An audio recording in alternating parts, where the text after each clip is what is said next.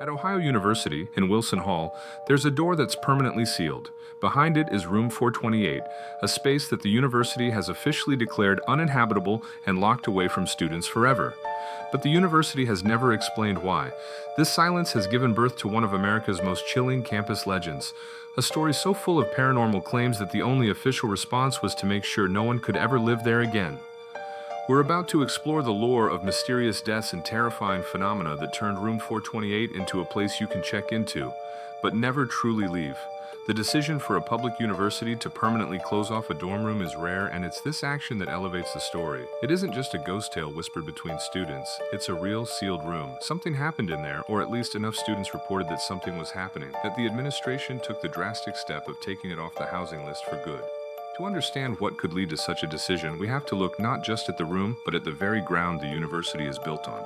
Athens, Ohio is often called one of the most haunted places in the country, and Ohio University is considered its supernatural heart. A lot of this dark reputation comes from a pervasive local legend, the Athens Cemetery Pentagram. According to this myth, Wilson Hall sits right in the middle of a pentagram formed by 5 cemeteries that surround the campus. Spiritualists and local storytellers claim a formation like this can amplify paranormal energy, creating a focal point of supernatural power right where the dorm was constructed. While mapping this out shows it's more folklore than a perfect geometric shape, the legend persists. Adding to the eerie atmosphere is the university's neighbor, the former Athens Lunatic Asylum, now known as the Ridges. Operating from the late 1800s until 1993, the asylum had a grim history of lobotomies and electroshock therapy. After it closed, the university acquired much of its land, including cemeteries with nearly 2,000 patients buried in numbered graves. Campus legends suggest a connection between the restless spirits from the Ridges and the strange events on campus, with Wilson Hall being a particular hotspot. Rounding out the trilogy of dark legends, some lore even claims Wilson Hall was built on an ancient Native American burial ground. Although this has never been substantiated, the combination of these 3 stories, the pentagram, the asylum, and the burial ground, sets a powerful stage. It was a spiritual powder keg waiting for a match, and according to the stories, that match was struck in room 428 during the 1970s. The story of what truly cursed room 428 is a tragedy wrapped in decades of rumor and hearsay, with the exact details lost to time. As the campus legend goes, it all began in the 1970s with the mysterious death of a student in the room. But the story gets much darker. Soon after, a female student is said to have moved into room 428. This is where the legend really takes hold. She was reportedly fascinated with the occult and was trying to contact the dead. The lore says she believed the room held a special energy, maybe because of the recent death or its location in the mythical pentagram, and she wanted to use it. Her alleged method was astral projection, an occult practice where the spirit intentionally leaves the body to travel on another plane. Night after night, she supposedly performed rituals. Then one day, she was found dead in the room. Campus lore insists her death was violent and directly connected to her spiritual experiments. Did she open a door to something she couldn't close? The truth is impossible to verify, as there are no public records confirming these specific events, but her story became the sinister heart of the haunting. From that point on, room 428 was no longer just a dorm. It was a legend. After the rumored deaths, room 428 developed a reputation. Even as the university tried to move on, the room itself seemed to have other plans. Students who later lived there reported a terrifying series of paranormal events. It started with small things, disembodied whispers, sudden cold spots, but soon the activity became more aggressive. Doors would allegedly slam shut or fly open with terrifying force. Objects would slide off desks or, in some accounts, be thrown across the room, smashing against the walls.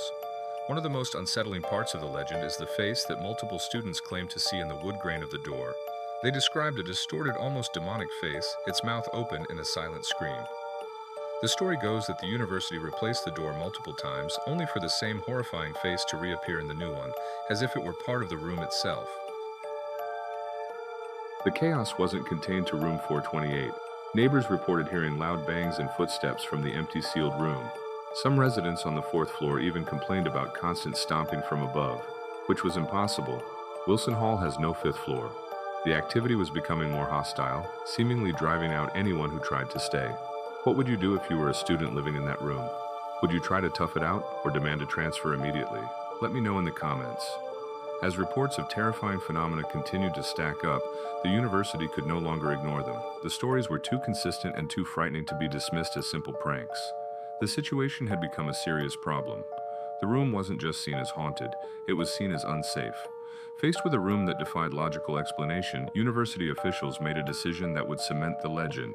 Though they never issued a formal statement blaming paranormal activity, they officially declared room 428 uninhabitable and permanently removed it from student housing.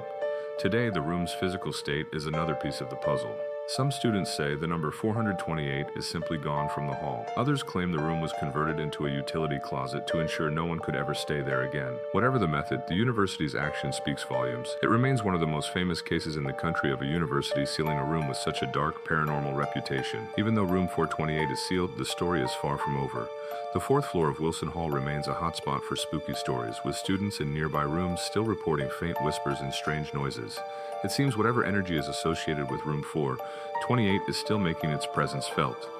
The haunting is also frequently linked to the broader folklore of the Ridges. The most famous story from the old asylum is that of Margaret Schilling, a patient who vanished in 1978 and was found dead weeks later in an abandoned ward. Her decomposing body left a permanent stain on the concrete floor, a mark that is reportedly still visible today despite numerous attempts to remove it. While there's no provable connection between Margaret's tragic death and the events in room 428, the timing, both stories taking root in the late 1970s, has created a chilling synchronicity that continues to fuel the legends. The story of room 428 is a perfect storm of American folklore. You have a building said to be at the center of a cemetery pentagram, shadowed by the suffering of a former asylum. Add to that a room that became the backdrop for legends of mysterious deaths and occult rituals. The result is a haunting so legendary that an official institution chose to lock it away from the world.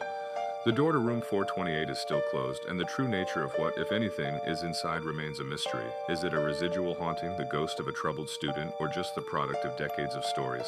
We'll likely never know for sure.